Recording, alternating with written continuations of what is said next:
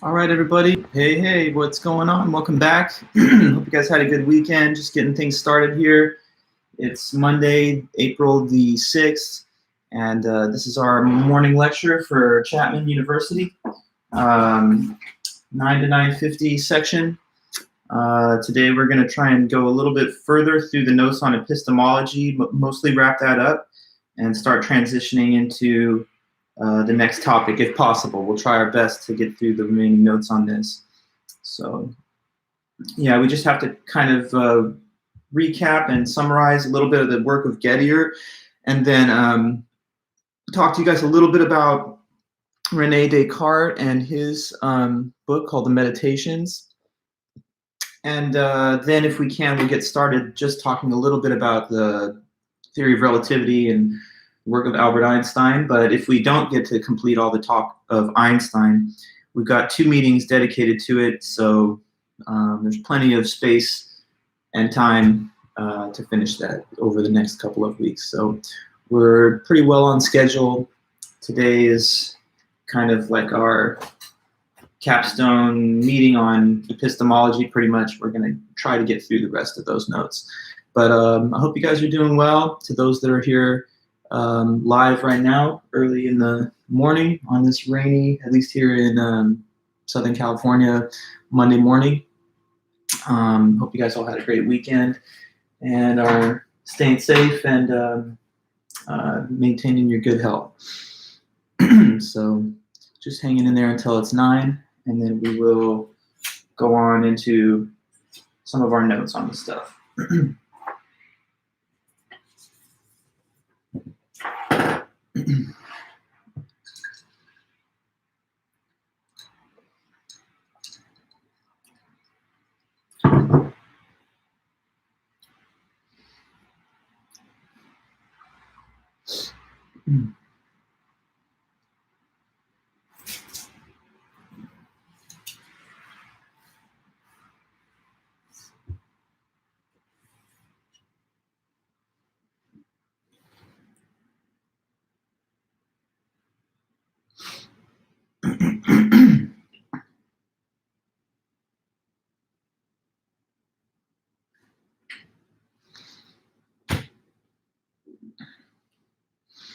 Welcome back, everybody. Hey, Bella, nice to see you there. Good morning.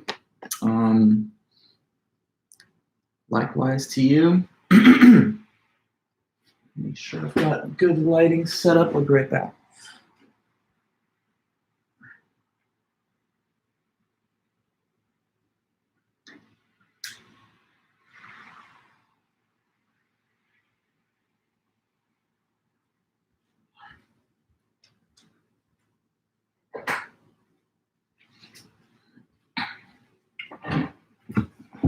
Okay. Cool. And I was going to say, well, I'll probably just wait until it's 9 so that we have more people that can see me say that. But to anybody who's ever interested in, having like a kind of face-to-face interaction over Skype or whatever, I'd be happy to do that, like in substitute for the typical office hours that I would have held. So, if you ever have any interest or need to speak with me and you'd like to have a little bit more quick face-to-face interaction, then hey, Lucas, then just, you can always let me know by email and we can set up a Skype meeting.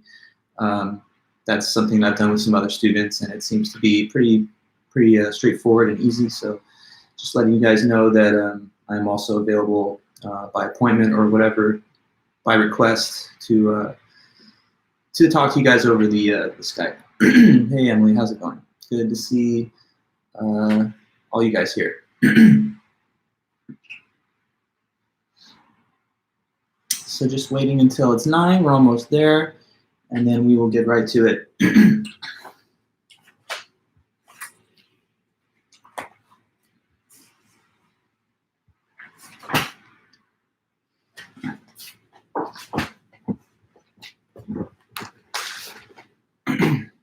Cool.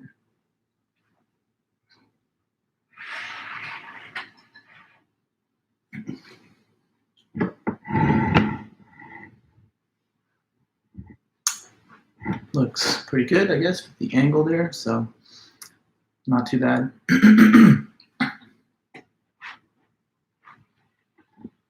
All right. Welcome back. Good morning to all you guys. Let's get it going and get in our nice morning meeting on philosophy.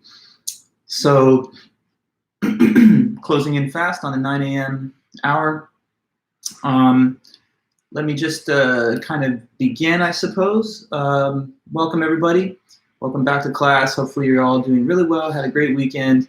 And we're back for 9 a.m. philosophy, intro to philosophy here, Chapman University.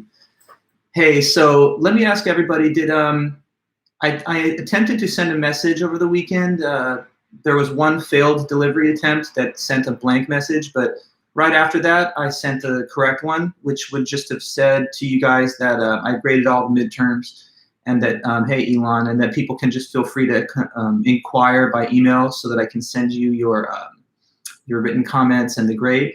So I don't know. Let's see if anyone can confirm. Did you guys receive that message, or did you happen to notice it? It could have gotten, you might have been confused by the first failed delivery. Hey, Hugh. But yeah, so you guys did receive it. That's good. I just wanted to double check with you. So at any rate, you can inquire at any time now. I've got those graded, and I'm just replying individually to student requests for their score. I like to do it this way because then I can send each person an individualized message which contains the scanned image of their test form.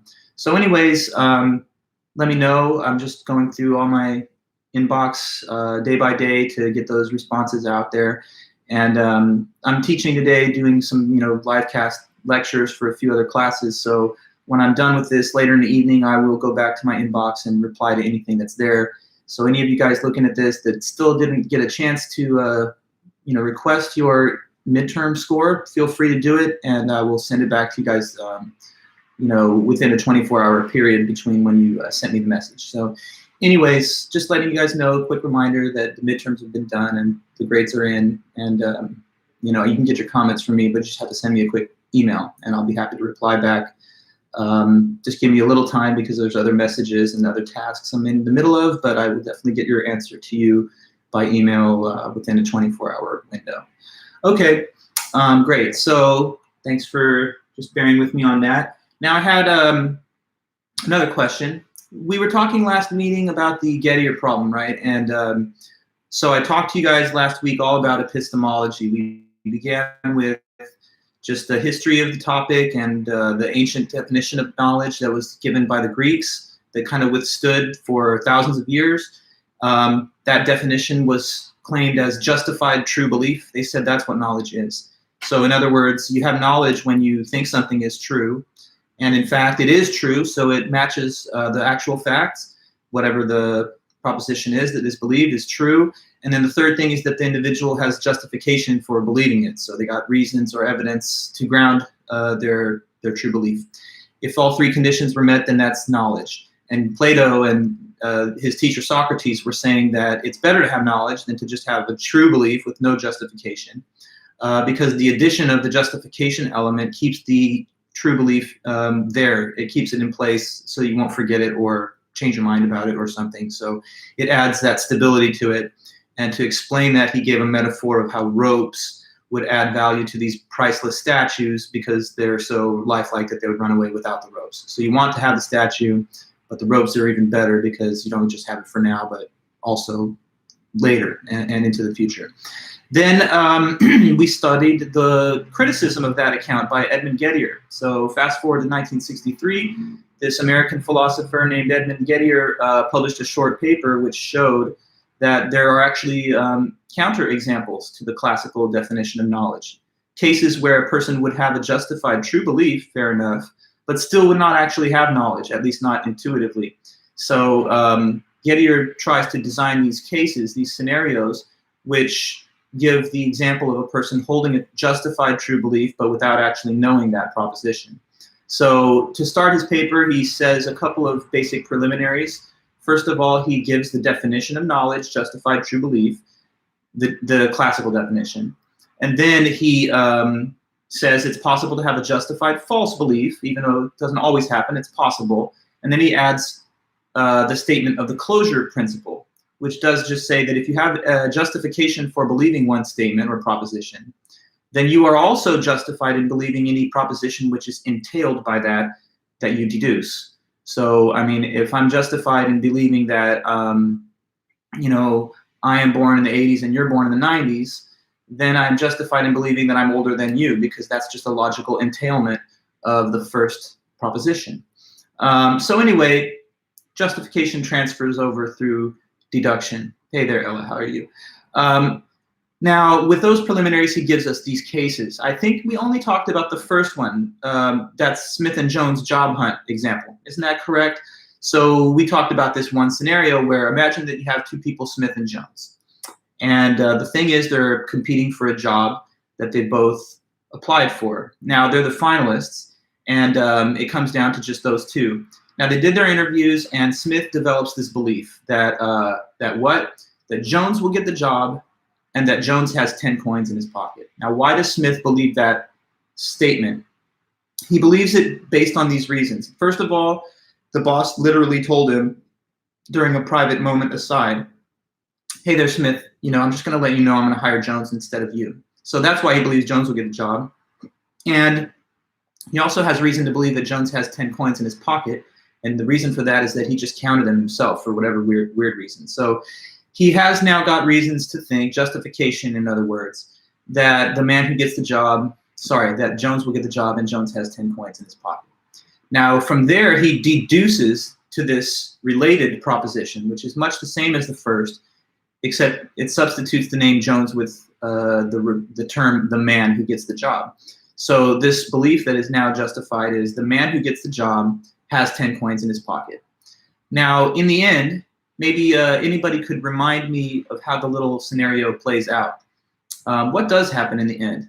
If one or two of you guys could just fill in the blank at the end of this scenario. So you heard the beginning, right? Smith believes Jones will get the job and Jones has 10 coins for the reasons I said. And he deduces that therefore the man who gets the job has 10 coins in his pocket. So the justification is retained in that second statement. But what does happen at the end of the story? Let's see. Who could tell me just the basic little takeaway plot twist at the end? We've got Smith believing that the man who gets the job has 10 coins in his pocket. And then what happened? Let's see. Just a little review, little summary of that. I would like to hear someone just give me their basic breakdown of what happened next. Yeah, so Eric, you say he doesn't get the job. You say doesn't Smith get the job? Yes. So Smith, surprisingly, unexpectedly, is awarded the job contrary to what the boss initially said. But there's one more thing, and this is important. So surprise, Smith, you get the job actually. And also, totally coincidentally, it also turns out that what else about Smith? Just seeing that you got that last point, that he does have 10 coins in his pocket. Now, he was totally not aware of that fact. The number of coins in his pocket was not beknownst to Smith, only the coins that were in the pocket of Jones. So, look, at the end of the day, Mr. Smith did believe that the man who gets the job has 10 coins in his pocket. And did this turn out to be true? Yes, in fact. Not for the reason that Smith believed, because he thought it was all about Jones getting the job and Jones having that number of coins. But it turned out that Smith got the job and, just as coincidence would have it, had that number as well. So does he have a justified belief? Yes, because of the evidence based on Mr. Jones. Is the belief true? It is also true for the reasons just stated.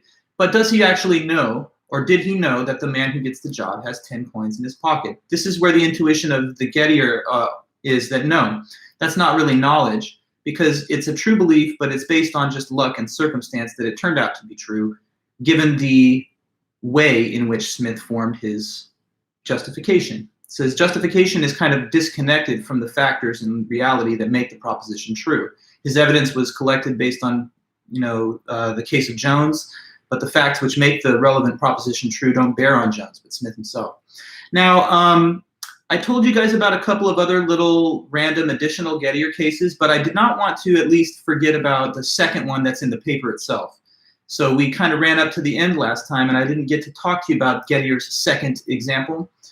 So I think now we should just do that, and then afterwards we can start talking about Descartes, and we will take as much time this week to finish Descartes and get into the work of Einstein after that. So one more Gettier case, and this is also presented in his paper. So we're just kind of summarizing the last few things from that. So Edmund Gettier is still the author for now.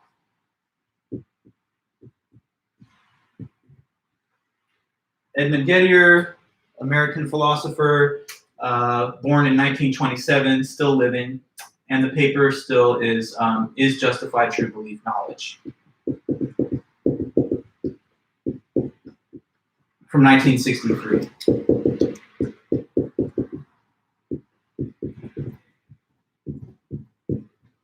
Okay, so just a little stage setting for us that we're going to kind of go back into this for a moment and finish off the last piece of the article. So there's two Gettier cases that he gave us, actually. The first one is the Smith and Jones job hunt, and we've all now discussed that one more time in good depth. There's a second case, too. So case number 2, I'm just going to erase this since we know that is the title. Here's the second case in Gettier's paper. And this is, again, an attempt to show a situation of having a justified true belief, but without knowledge. So this is Gettier's second case.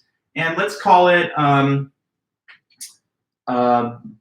Smith, Brown, and Barcelona. Okay.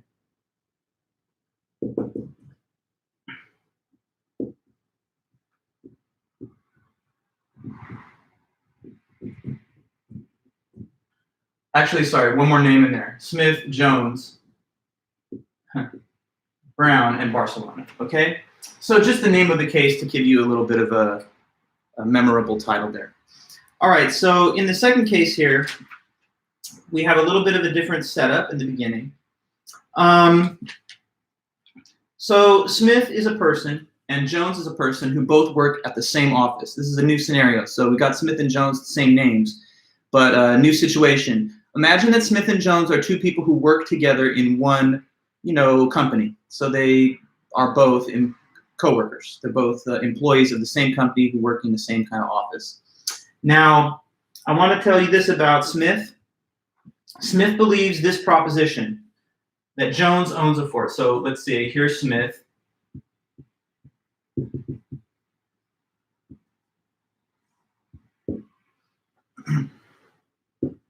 There's Jones. Okay, so Smith believes that Jones owns a Ford.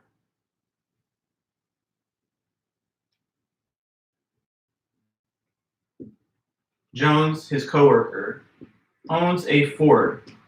So Smith believes that proposition. He believes that Jones owns a Ford car, like I'm talking about, Ford automaker.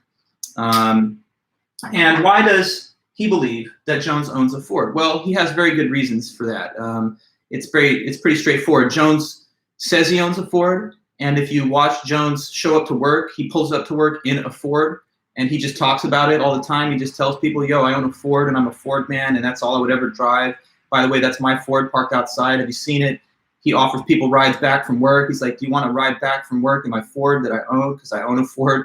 Okay, so Smith is the coworker of Jones who's always talking about his Ford, who is seen pulling up to work in the Ford car. So, based on all that, and if you just ask him, he'll directly tell you, yes, I own a Ford. So for all these different reasons, it's pretty much justified for Smith to believe this, that Jones, his coworker, owns a Ford. All right, so Smith believes with good reason that Jones owns a Ford. So that's a justified belief for Smith.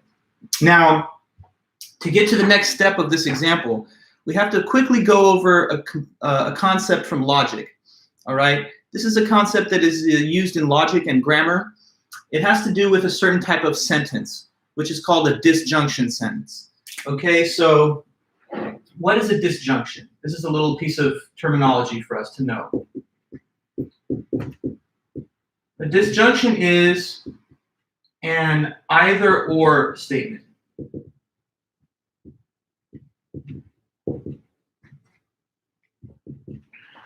So there are these pieces of terminology to stand for what different types of sentences there are in language. Some sentences are and sentences. Those are called conjunctions, like I'm giving a lecture and it is Monday.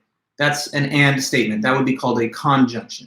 Another type of sentence is called a disjunction, and that is not an and, that is an or sentence. So if I told you, I will either come to class or sleep in my bed, that is a disjunction. It doesn't say I will do both. It will say this or that, okay?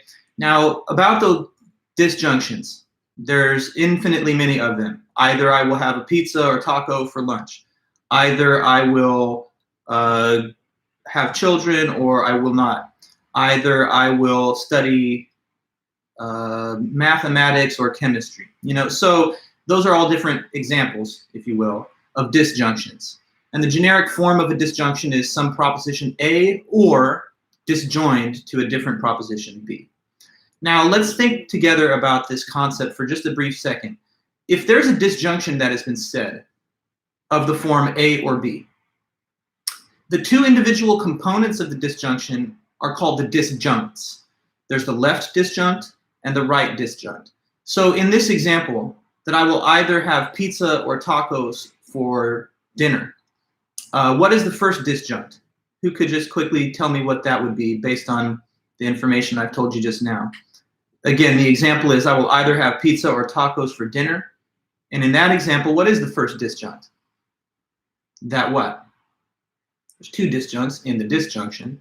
They're the parts of the statement that flank the word or to the left or right.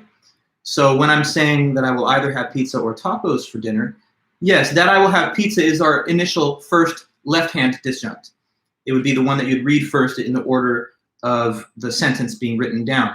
And the right-hand disjunct, the other one, is that I'd have tacos because it comes second. All right, now, question. What do you think? How many of the two disjuncts have to be true for the disjunction as a whole to be true? What number of those disjuncts have to be the case for a disjunction to be true? So in example, if I say to somebody that I will either have pizza or tacos for dinner, how many of those two disjuncts would have to be true for me to have spoken the truth? That's correct, at least one, right? So if you see me later on after I made that statement that I would either have pizza or tacos for dinner, and you see me eating pizza, but not tacos, you cannot say, you're a liar, why did you say you would either have pizza or tacos? Because there I am eating one of the two things. The claim of the disjunction is not that I would have both, but that I would have at least one or the other, okay? So if you see me with the pizza, I said something true. If you see me instead with the tacos, then again, it's still the case that I said something true, because I did not claim that I would have pizza and tacos for dinner, which would be a conjunction. I said that I would have either one or the other, and that is a disjunction. So important point for now, just to know, is that when you have a disjunction, it only requires one, at least, of the two disjunct terms to be true for the overall statement to be true.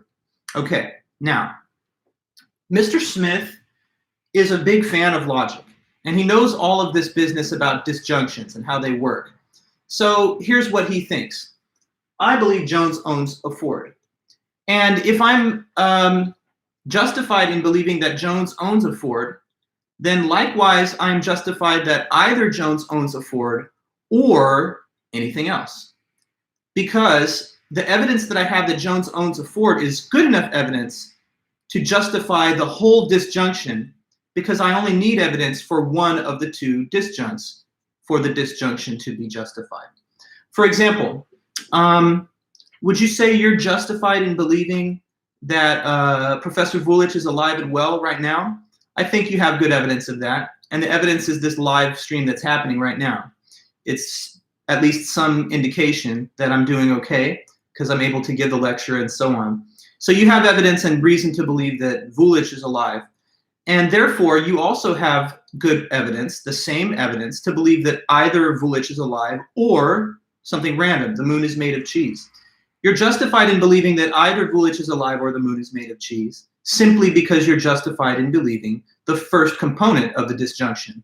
So as the closure principle says, when you're justified in believing one statement, you're also justified in believing any logical consequence that is entailed by that statement. And the proposition that I'm alive does entail that either I'm alive or the moon is made of cheese, because the second statement would have to be true if just the first disjunct was. Okay, so Smith, with all of that information about logic and disjunctions, has this stated belief: Jones owns a Ford. And since he knows that he will also be justified in believing this disjoined to any other proposition, he forms three really random beliefs with this as the first element of a disjunction. So Smith now forms these three beliefs. Here's where the other guy, Brown, kicks in. So let me tell you about Brown. Brown is a long-lost friend of Smith, somebody who Smith hasn't seen or talked to in years. And he has no idea where in the world Brown is at this point in life, or even if he's still alive. But because Smith is justified in believing that Jones owns a Ford, he forms beliefs in these three related propositions, which all take this as the first disjunct. So these three beliefs of Smith are going to say that either Jones owns a Ford or Brown, the other guy, whose whereabouts are unknown, is in a particular place or city. So here's how these three beliefs are stated. Either Jones owns a Ford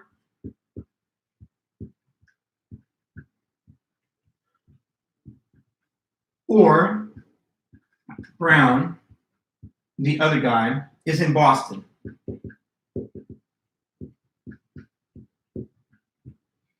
Okay? Second proposition. Either Jones owns a Ford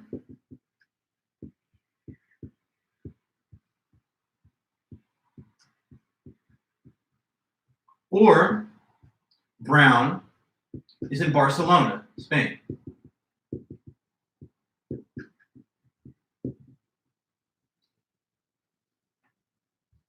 And then the third one is that either Jones owns a Ford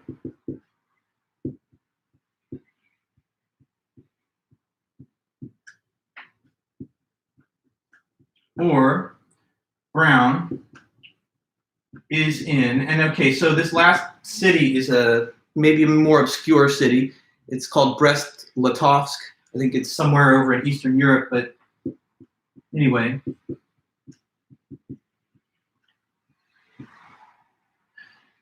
So here are three beliefs that Smith believes. Why does he believe these things?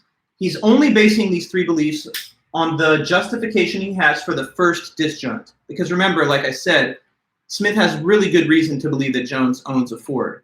So that's justified because of all the evidence. But he has no knowledge or any idea at all of Mr. Brown, where he is. He selected these three cities totally at random, just saying that, because I'm justified in believing that Jones owns a Ford, I'm justified in believing that either Jones owns a Ford or whatever. And so he just randomly associates that disjunct with the three possible locations of Brown. Now, like I told you, in every Gettier case, there's this weird little twist at the end, which causes a proposition to be true, but not for the believer's expected reason. So here's how this one goes at the end. As it turns out, Jones does not own a Ford. So what's going on? Jones has been driving a rental car. So yes, he's been pulling up to work in a Ford. And yes, he's been telling everybody that will listen, that's my car. But no, it's not actually that he owns it. It's a rental. So he's just kind of faking it, that he owns it. So it's not true that Jones owns a Ford, but, okay, totally randomly and unknown to Smith, his old friend Brown happens to be out there in Barcelona, okay? So look at those three statements there on the board.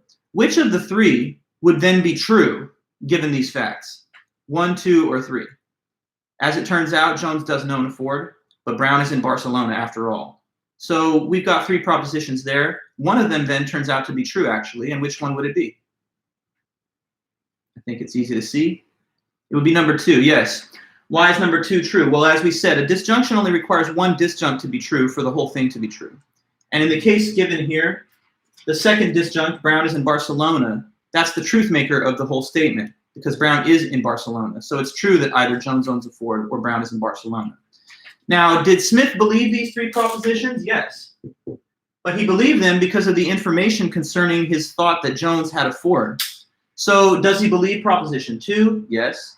Was he justified in believing it? Yes, because he had evidence pertaining to the first disjunct. And was it true? Well, yes, it actually was true. But here's the thing, it turned out to be true because of the fact of the second disjunct being correct. But that's not the one that he had any evidence for. So it turns out yet again that we would say of Mr. Smith, he has a justified true belief that either Jones owns a Ford or Brown is in Barcelona, but he did not know this disjunction statement because yet again, his evidence is unrelated to the fact which ended up making the proposition true. Okay, so that is just a second Gettier case. I find the first one a little bit simpler to present because the second here does involve some discussion of the logic of disjunction sentences, and then you have to kind of be able to see that a disjunction is justified in case even one of the two components is justified. But it may be true if either of the two components correspond to reality. So that's a second Gettier example, and the theme of both that kind of unifies them is that in each one, either the job hunt or the Barcelona Brown thing, in both cases, we have an individual who forms a belief based on decent evidence. So that's what gives them justification. But in the end, the belief they formed on that evidence turns out to be true for a different reason, not having to do with the evidence that they gathered. So like in the case I mentioned just very briefly, where I was looking for my car in the parking lot, and I happened to find it in the aisle I believed it was in, but only because of a mistaken assumption that it was a different car in the same aisle. I had a justified true belief based on the false appearance as though of my own car, but I guess I didn't really know in that moment that my car was in that aisle, even though my belief happened to be true, because it was based on evidence that was different from the correct evidence. Now, Eric's question here. Can't you believe that Smith is not justified? Because to be truly justified that Jones owns the Ford, he would need more proof like paperwork. Well, that might be, I think, a little bit too much to insist that you don't have justification for believing testimony absent documentation. Like for example, I believe that you're a student at this institution, but I haven't really checked the records. You could just be auditing, and you could just be engaged in a very elaborate hoax to convince other people that you attend this class and that you're a member of Chapman. But I would say that the evidence of you attending the class and just being there is good enough. If you were creating an elaborate hoax, then I would have a justified false belief. But it is not impossible to have a belief that is both justified and false. And that's one of the initial preliminary points that Gettier wants to insist upon. And it seems reasonable, because if you could only be justified when you had absolutely bulletproof, ironclad evidence, then justification would be so hard to attain that we would only speak of it in rare contexts. Like you only have justification when there's proof that goes beyond any possibility of doubt. And most people would not say that's the standard of evidence that's required to just have at least a solid basis in reason to believe something. But that's a fair point you're asking. I'm just saying that most would argue, I believe, and Gettier thinks so, that to be justified doesn't require standards of evidence quite as high as that. But it's a reasonable point to consider for sure. Now, so these are Gettier cases. I can mention one more very briefly. If you guys watched the video that I also gave you a link for in my online Blackboard message to you guys this weekend, then you'd see some examples of additional Gettier cases too. Suppose someone's driving down the road and they look at an object which looks just like a barn. So from the viewpoint of their car, as they drive past, they say there is a barn over there in the field, right? Now, would they be justified in believing that there? I would say yes, because it's the visual impression of a barn. What other conclusion could a person reach? So they have a belief that there's a barn there. It's based on seeing something that looks just like a barn. And so let's say they're justified in believing that. But now, here's the way that the twist of this Gettier case goes. What they were looking at was not a barn. It was just a wall, which is a facade, and it has no interior. So it's like constructed to appear as though it is a barn from the viewer of the roadway. But if you go up close to it and inspect it, you'll see that it is a single wall with no actual barn inside. But behind this barn facade, unseen by the driver, there actually is a what? What do you think I'll say? you're following the example. So driver drives by the field, sees what looks just like a barn, says there's a barn in that field. It's not actually a barn, it's a facade. But just behind the same thing that is the facade, there actually was, unseen by the driver, but there was in that field, behind the facade, a what?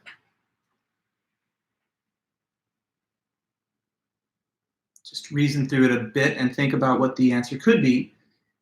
The person that saw the facade saw a facade that looked like a barn, and you're right, Matthew. Behind that facade, unseen, was a real barn. So let's go back to what they believed. What did the driver believe when they saw the facade? They thought there's a barn in the field. And they had reason to believe that because it looked like it was. Is it true that there was a barn in that field? Well, yes, based on the way we've developed the case, there is a barn. It's in the field, but it wasn't seen by the individual. They saw the decoy. Now ask yourself, do you think under those circumstances that our person knew that there was a barn in the field? I don't think so. But did they have a belief that was true and that was based on justification? Yes. So it once again shows what the author Gettier is trying to point out, that you could have a justified true belief, but if it's in one of these Gettier situations, it's really not knowledge, because the fact that it was true has nothing to do with the evidence that was taken in by the subject. So this shows that the definition of knowledge that was given by the Greeks, there's something not correct about it. If it was completely correct, then there would be no possibility for a justified true belief that does not strike us as a case of knowledge. So epistemologists today and ever since Gettier are like living in the post-Gettier era. That's what we're living in now. And we're all just trying to consider a different theoretical analysis of what knowledge is. It seems that it's justified true belief plus something extra, which would prevent these Gettier cases from being described. Some anti-luck requirement, some condition that says you didn't just get it because of luck.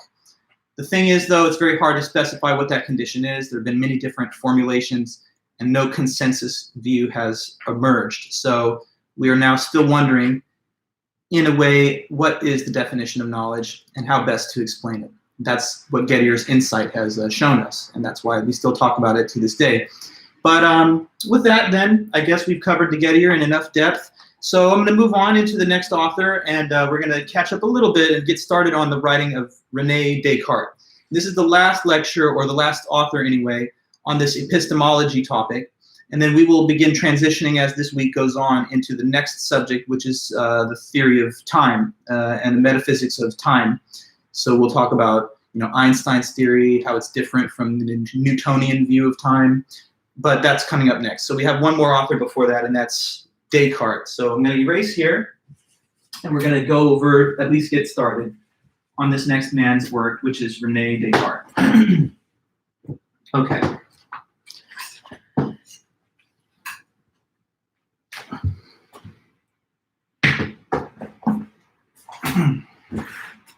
Just getting things set up here really fast.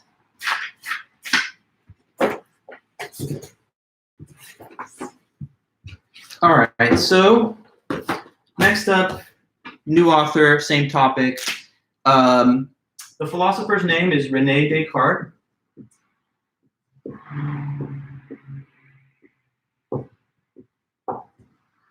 René Descartes. This is a French philosopher of the 17th century mostly, so he lived from 1596 until 1650. Okay, and he worked in a lot of different topics. He worked on philosophy, mathematics, geometry, and physics. If you've ever studied geometry and you learned about the so-called Cartesian coordinates, he's the original inventor of that. It's named after him. Cartesian comes from the last part of his name there. So René Descartes was a very important thinker and academic in the time that he lived. Important work in philosophy, mathematics, geometry, and science. He wrote a book in 1641 that is probably considered his most important contribution. So in 1641, he did this book, which is called The Meditations.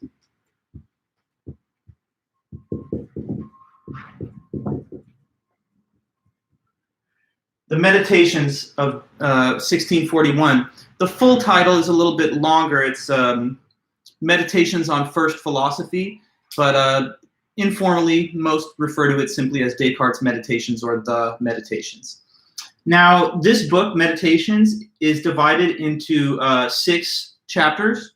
Each one is called a different meditation, so they're numbered off: meditation 1, 2, 3, 4, 5, and 6.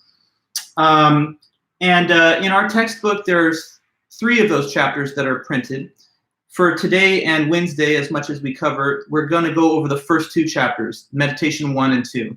Later, a couple of weeks from now, we're actually going to come back to René Descartes' Meditations and look at the 6th meditation when we study the philosophy of mind, one of our last topics in the semester.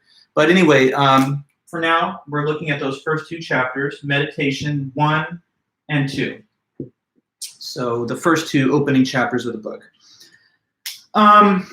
Now, here's the thing about the Meditations and why he wrote it. He has a goal in mind. So when this book was written, consider the historical time period. It's the 17th century. It's closely following on the Renaissance era in Europe. And so this is sometimes called by some academics and historians the Age of Reason, because what's happening is there is this big explosion of new knowledge that is occurring all throughout the West. We're starting to discover like the principles of calculus and physics from Newton and Leibniz. We're developing all these new artistic techniques that allow more realistic creation of the depth of field because you have a vanishing point. We're developing models in a theoretical understanding of geometry, trigonometry.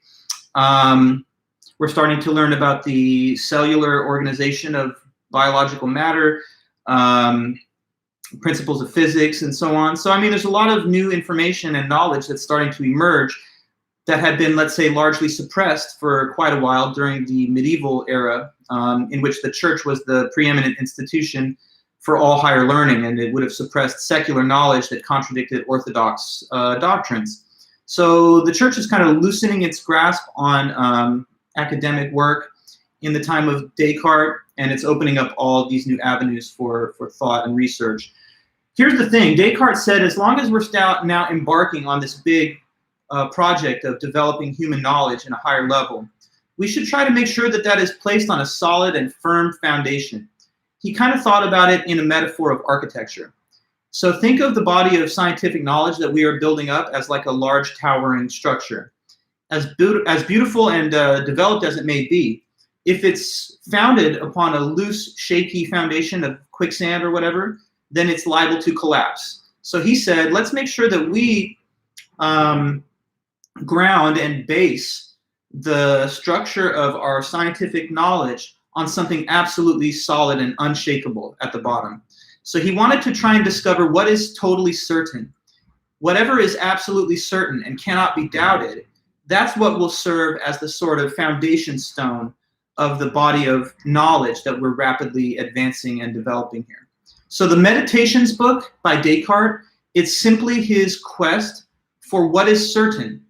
He thinks that if he can find out what is certain and cannot be doubted at all, then he can utilize that as the ultimate base of knowledge that everything is constructed upon. Okay, so that's the goal he has in these meditations. He says at the beginning, you know, there's so many things that I believed when I was a little child that when I became more mature and experienced, I had to reject in later life.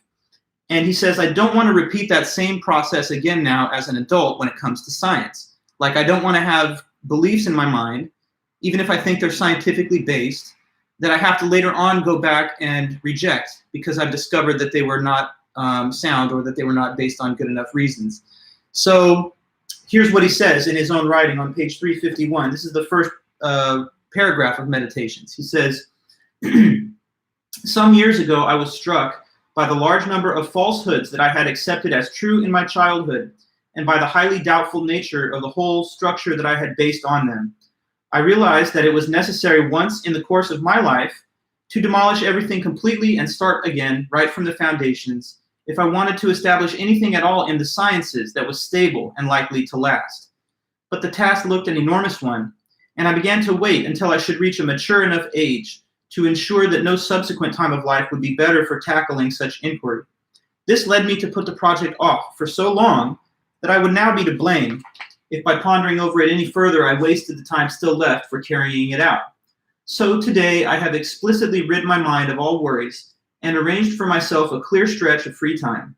I am here quite alone, and at last I will devote myself sincerely and without reservation to the general demolition of my opinions. So he's now going to engage in this procedure of trying to find out what is totally certain.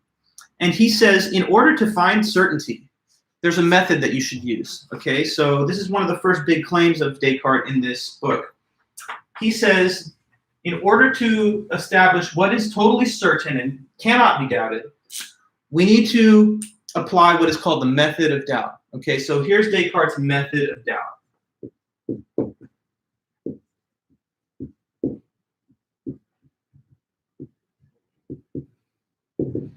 The method of doubt says to do this.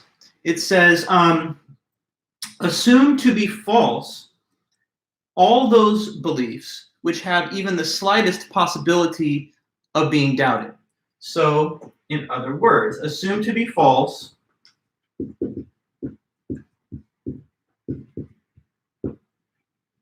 anything and everything that can even possibly be doubted.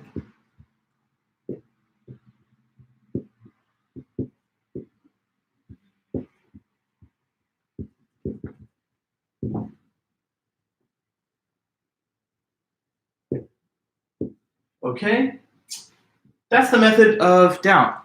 It's saying, for the sake of at least trying to discover what is certain, let us suppose that anything which is capable of being doubted is actually false, is outright false. So the things that could be doubted are to be assumed as false. And according to Descartes, if we do this method, then eventually we will discover those things that cannot be doubted. It's kind of like, if you will, a process of elimination. By highlighting and separating out all the beliefs from your belief system that have even the slightest possibility of being incorrect, we will see what remains left over, and that leftover thing, whatever it is, will be the certainty that we've been out there searching for. Okay? So this is a very extreme way of applying a method of doubt or scrutiny. Because he's not saying there has to be really highly likely possibility that it's false. It just has to be even the most remote, faintest, 0.0001% possibility that it's false. And if that even is the case, then we will reject it as false and assume it to be false, at least temporarily, and continue on to the next until we find something that cannot be doubted that way. So this method of doubt is supposed to kind of put a spotlight on all the beliefs in our belief system and eliminate those which have the capacity to be false, and let's see what is left over at the end of that. When I was back in college at UCLA, an example was given to me to explain this a little bit that I thought was helpful, so I'll pass it on to you. Take this as a metaphor. Suppose that somebody's out there shopping for some groceries, and they're trying to find a really perfect specimen of an apple. You know, they want it to be the perfect one. Maybe they're going to give it as a gift, or I don't know, but they just want it to be an ideal case. So they go to the apple bin, the big barrel, and they look at one, and they're like, this one looks like the one I want. But as they turn it around, they see, not perfect. There's just this one little bruise, this one little mark on it, divot.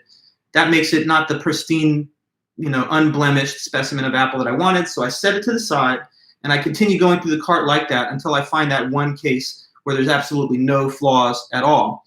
Now, with the method of doubt, we're not picking apples out of a barrel, but we are sorting through the beliefs in your belief system, and you're holding each one up to the light of doubt. And if it has any possibility or potential to be false, then it will be regarded as false explicitly until such time as we continue the method and discover something that cannot be doubted like that. And at that time, we have discovered the certainty that will serve as the base foundation for scientific and other human knowledge. Okay? So that's the method of doubt, right?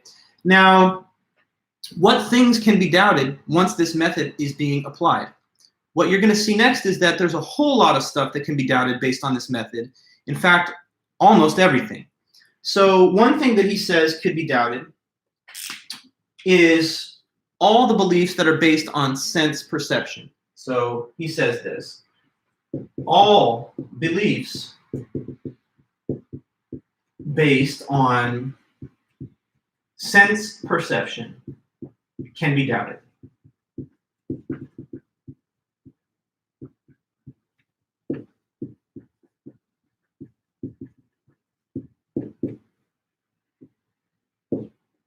All beliefs that are based on sense perception can be doubted. Okay, so what is sense perception? It's, the ability you have to perceive your surroundings using your five senses. So, like, for example, what makes you believe that Professor Vulich exists? Right now, your evidence is just that you're seeing and hearing me talk right now. So you have the sense of hearing, also the sense of vision. That gives you a reason to believe that. What is your evidence that, your computer exists? In this case, it would simply be that you're looking at it. So sense perception informs us of a lot of stuff about our everyday circumstances, where you are, what is happening. It's all the things that you can see, taste, touch, hear, or smell, right? Usually the beliefs that you form from your sense data, you think is very, very reliable because, you don't have occasion to usually distrust it. But Descartes says, as much as we are in the habit of trusting and believing in our senses, that they're correctly reporting to us the world around us, it's not immune to doubt. It's not completely beyond possibility of doubt. So what do you think would have to be happening for you to be incorrect about the thought that you are, let's say, in your room watching this lecture on a computer? What do you think would have to be the case for you to be wrong about that? And you're actually not in your room, and you're not viewing a lecture on a computer. What would have to be the case for your senses to be failing you at this point in time? Let's think. It's definitely outside of the box, okay? So you're gonna have to reach a little, but think about it. What would have to be the case for you to be totally massively in error about what's happening to you right now? Like you think you're having this morning lecture watching a computer screen, but that's not even happening at all. What would have to be the case for this to be false? Okay, good. So Marissa, you're getting right to it. Maybe you're dreaming. All right, now you're hearing that suggestion and you're thinking that's totally unreasonable. I can't be dreaming. Eric, you gave another suggestion. Maybe your visual perception is off. Like maybe you're having hallucinations or something. That's one possibility. And an even more widespread possibility of just complete deception about everything you perceive would be if everything around you is just in a dream. Okay, or if you're in a simulation, Elon, that's another possibility that's kind of gained more discussion over the last, let's say, couple of generations that wasn't mentioned before in Descartes' time. But he talked about the case of dreaming. So he says this: you may think you're having a real sense experience right now, but you can't necessarily rule out the possibility that what you think is happening right now is actually occurring in a dream. And if what you're experiencing now is a dream and not reality, then it's not really true what you think is happening. So go back to the last time you had a very vivid dream. Sometimes I have dreams where, I don't know, awkward things that I don't like are happening. Like I'll be giving a lecture or something and I can't remember my notes and I'm having a hard time reading the notes because it's hard to even look at words in a dream. And when it's happening anyway, I'm convinced that this is real and I'm starting to kind of get worried. Then I'll wake up and I'll be like, okay, great, that was just a little nightmare. Glad that wasn't actually happening. But you think that what you're experiencing now isn't that way, that this is a real experience, not a simulation, not a dream, not a hallucination or a hologram or whatever. But you can't say with 100% total certainty that it isn't. Because in order for you to know that, you would have to have something to compare the so-called dream with. But if your entire whole life has been a dream from day one, then there's nothing that you have to compare or contrast the character of this experience with. Now you might think, well, dreams are kind of washed out and vague and ambiguous. Things pop in and out and it doesn't all make sense. But this is so clear and vivid. I could pinch myself right now and feel it. I could just look around my surroundings and it's so obviously vivid. But Descartes says you still can't eliminate the possibility that this is a very realistic dream. And that's what he says here. So I'll read to you a bit. And we will pick up from here next time. So stay tuned and we'll continue with Descartes. We'll definitely finish him on Wednesday. And we will start moving into the talk of Einstein on Wednesday. So continue reading through the syllabus. But it says here, Whatever I have up till now accepted as most true, I have acquired either from the senses or through the senses. But from time to time I have found that the senses deceive, and it is prudent never to trust completely those that have deceived us even once. But although the senses occasionally deceive with respect to objects which are very small or in the distance, there are many other beliefs about which doubt is not possible, even though they are derived from the senses. For example, that I am here sitting by the fire, wearing a winter gown, holding this piece of paper in my hands. How could it be denied that these hands or the whole body are mine? Unless perhaps I were to liken myself to madmen. But then he goes on. But as if I were not a man who sleeps at night and regularly has all the same experiences while asleep as madmen do while awake, indeed sometimes even more improbable ones. How often, asleep at night, am I convinced that I am here in my dressing gown, sitting by the fire, when in fact I am lying in bed?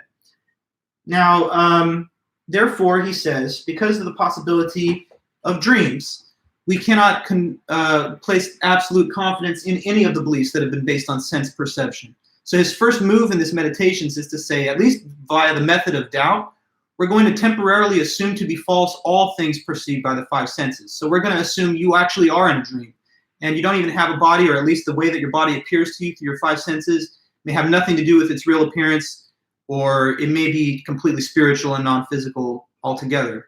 The surroundings, your classroom, your friends, the planet, it could all be a big dream.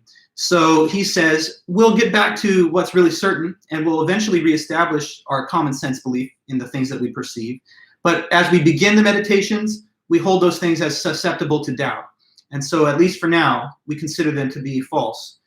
Now, he's not going to leave it at that. We're going to get through this, and by the time we finish his work, you'll see that he eventually returns to common sense and says, no, it's not all a dream, and yes, the world exists, and there are other minds, and everything is as you would expect.